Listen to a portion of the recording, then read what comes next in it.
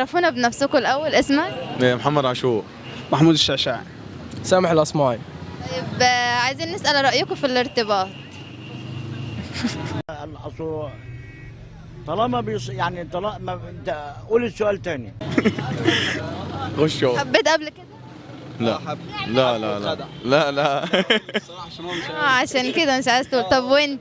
انا حبيت 3 مرات واتخدعت برضه. اصعب حب كتير. 3؟ كانت من واحد قلبي. يحب مرة واحدة. لا انا حبيت 3 وكانت من قلبي واتخدعت برضه. ال3 خدعوك؟ طب كده العيب فيك مش فيه. لا في ماما والله مش فيا. 3 اختار صح، اختار صح. اخترت ال3 غلط والله.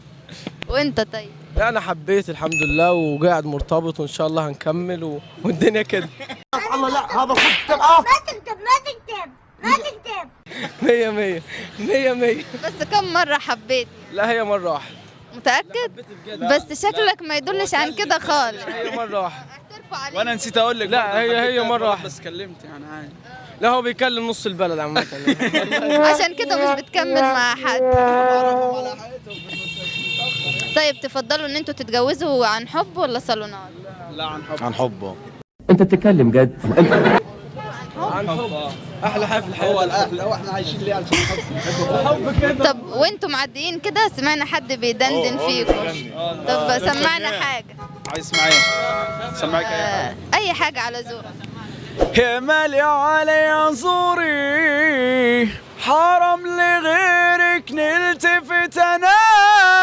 يا مالي علي انظري حياتي في بعدك تمت مش حياة. يا مالي علي انظري حرام لغيرك نلتفت انا. يا مالي علي انظري حياتي في بعدك تمت مش حياة. ويلي ويلي قلب انا غويك. ويلي ويلي شال النصيب كسر لي قلبي منقلي يغيب. ربي عوضني بغيره حبيب عشقي فيكي حيران قلبي ليكي ما خان.